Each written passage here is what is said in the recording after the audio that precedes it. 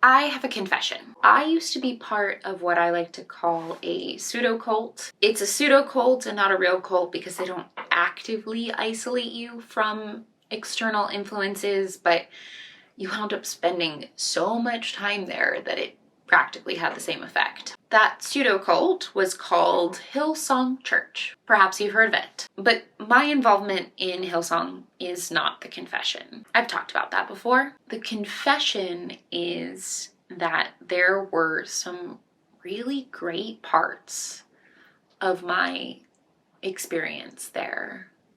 Things that I miss and I kind of wish I could get back. So in today's episode, I'm going to talk about my quest to use my knowledge as an experienced designer to recreate some of the more positive experiences that I had at Hillsong and the other churches I've attended in my life. For those of you who are new here, I'm Christy Casey, and this is Making Belief, where we're exploring the gray area between fiction and reality.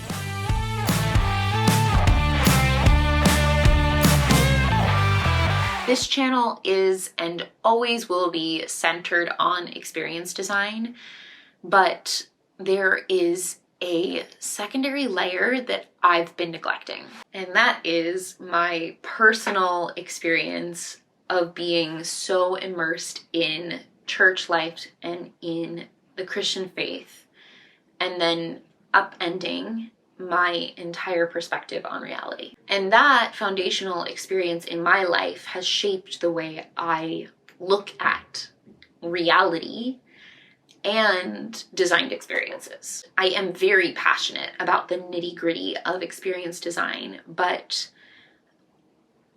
what lights me up is taking that zoomed out perspective and looking at what is in common between belief and reality on a macro scale and how that applies to experience design on a micro scale. But I've kind of been shying away from that macro scale because a lot of things, one of the main ones being that I am afraid of the responses that I'm gonna get from people who still hold the faith that I used to hold. When I talk about this with people who it really resonates with, it feels amazing and I could talk about it forever. But when I accidentally talk to someone who is still in that faith that I used to hold, it gets awkward real fast. Typically they wind up proselytizing to me, which is a dreadful experience for anyone, but particularly for someone with my history. And then somehow in my needing to justify my experience to them to get them to stop, I wind up reverse proselytizing to them, which is not my intention. I have no interest in converting Christians, or anyone else for that matter, to my way of seeing things. Well, when I get riled up, I am prone to talk about the evidence, or really lack of evidence, that caused me to shift my beliefs. I don't pretend that there is proof that my current beliefs are accurate or that Christian beliefs are impossible or not true. I do have an episode about proof and what it is and what it isn't, and the search for proof and the desire for certainty in the pipeline. So I will elaborate more on that very soon. But for now, I'm not really interested in seeking proof in the way that I was when I was a Christian. I spent so long defending my beliefs and trying to justify why I believed what I believed, and I'm tired of it. Living with chronic uncertainty is also exhausting, but the mental gymnastics that I took to try to prove what I believed, I can't do it anymore.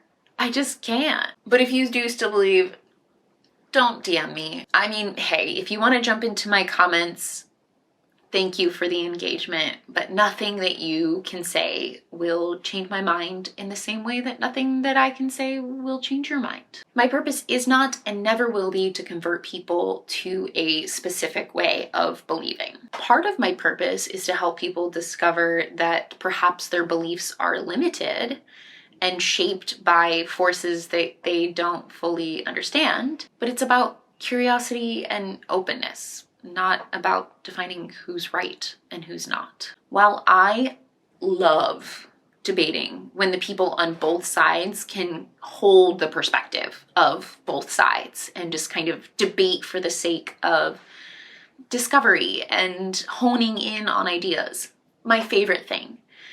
But when one side is too certain of the debate, it's not fun anymore. And I was that person for a really long time.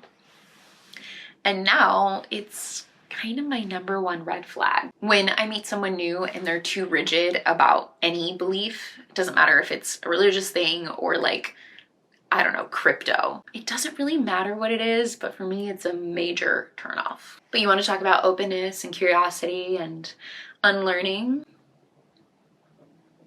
Call me. Anywho, I digress. The point being, I've been a bit avoidant about this part of what I've wanted to talk about because I know there are potential uncomfortable conversations down the line.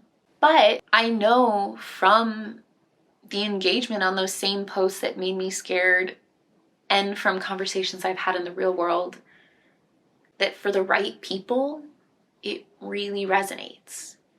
I am making believe that by putting this out into the universe, I'll find more of the people who do resonate with that experience and that desire. And I hope it spurs connection and positive experiences for the people who need it as much as I do. Now, for those of you who may not have experienced church, or at least the kind of church that I was a part of, I want to paint a little bit of a picture about these things that I missed. So imagine the promises of like a life coaching group, but then you're adding the layer on that supposedly this life coaching curriculum isn't designed by a person.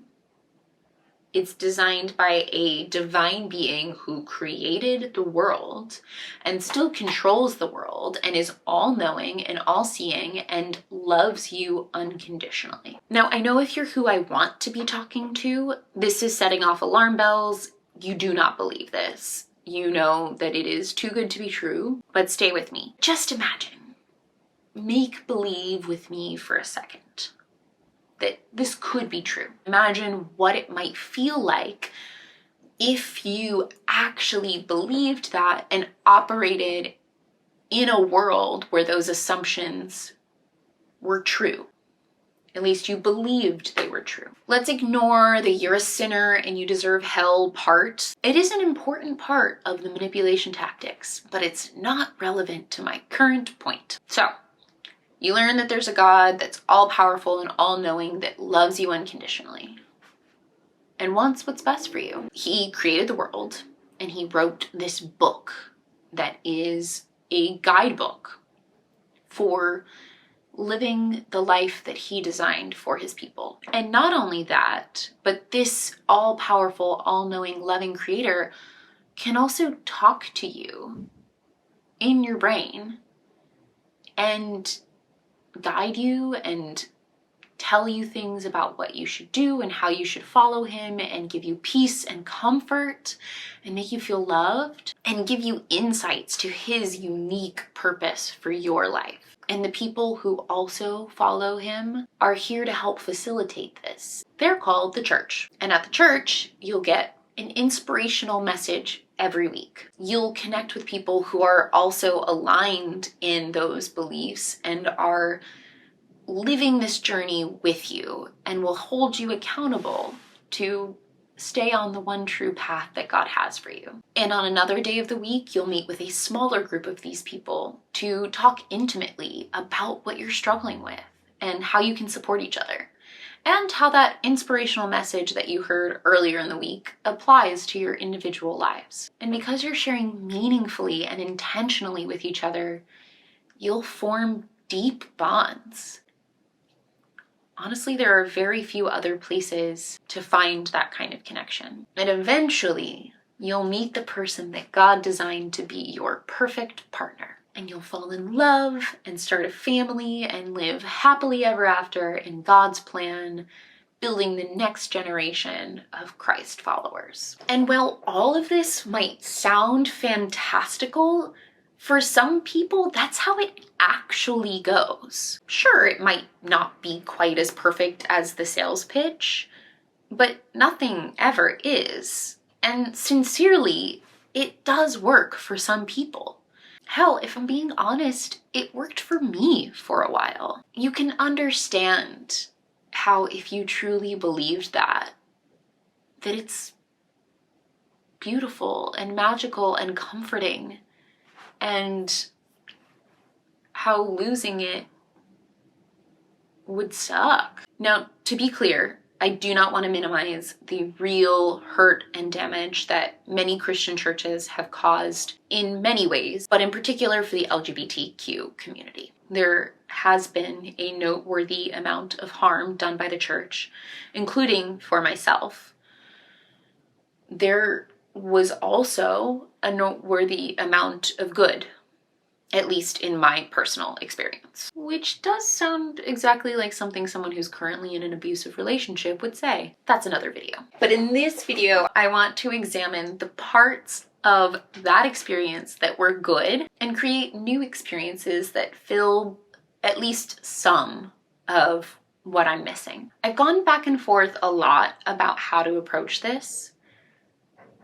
And at first, I thought about exploring it through various religions and maybe even non-religious types of experiences. And maybe someday I will still do that, but the amount of research that would go into that felt kind of daunting. So for now, I'm going to start with what I know. My personal church experiences and the teachings of the Bible. I am definitely going to be cherry picking on what parts of the Bible I consider valuable. This idea came to me to use the fruits of the Spirit as a jumping off point and to design experiences to cultivate those fruits of the Spirit in my life and perhaps yours. I will use the original fruits of the Spirit as a jumping off point, but in the spirit of rethinking, I am not tied to the original list. So I want to hear from you. What fruit would you want to see from a spiritual practice in your life? I always say spiritual in quotes because as an atheist, also in quotes, I don't always feel aligned with the term spirituality, but I still don't have a good alternative to use. So the original fruits of the Spirit are, God, I still remember the song that I learned as a kid. Should I sing it? Okay, I'm gonna sing it. Love, joy, peace, patience, goodness, kindness, faithfulness, gentleness, and self-control. Oh my God. There was like a whole part before that about the fruit of the Spirit not being a coconut or a banana or whatever. Those were the days. Music is a great tool for brainwashing. Use that in your experience design. So the originals are love, joy, peace, patience, goodness, kindness, faithfulness, gentleness, and self-control. Some other fruits to cultivate that come to mind for me would be generosity, confidence, trust, which can be hard for me, and connection. So I want to hear from you, what fruits of the Spirit would you choose for yourself? Are there any from the original list that align particularly well for you? And are there any that you would add to that list? Leave a comment below or send me a message on Instagram. And if you do, I may just design an experience around it. I'm going to try to do these once a month. No, I'm going to commit to doing these once a month. Gonna be honest, if the engagement's not really there, my ADHD brain might move on to something else. But I will commit to it for at least 3 months and see how it's resonating with you. Given the nature of cultivating a fruit, I think a lot of these will probably be daily practices or things that are more everyday experiences. But perhaps some of them could be more like one-off event things, like if I'm cultivating a dinner party template for connection, or something like that. I don't know, we'll see. There's so many possibilities to explore. For January, because it's resolution season, I'm gonna start with self-control, which is really hard for my ADHD brain. And this one will be a sort of life design experience where I'll be examining how to build more self-control into the experience design of my day-to-day life. If you're interested in joining for these practices, or if you just want to see more immersive experience design content, be sure to hit that follow button and ring that bell so that you get notified every time I post a new video. And while you're there, like this video, and please do leave a comment. All of those things are things that keep me motivated and keep me feeling connected with you all. And that's why I do this. Honestly, one of the main things that motivates me to do this channel is to connect with people who resonate with the kinds of ideas and questions that resonate with me. I will be publishing another video hopefully at the very start of January so that you can join me on my self-control journey along with a workbook. So go to my website, linked in the caption, wearemakingBelief.com, to sign up for my newsletter. And once you do that, I will send you updates when I share those guidebooks or workbook or Notion template or whatever the heck it winds up being. I think that's everything. Until next time, I'm Christy Casey, here to remind you that we are all making belief. See ya.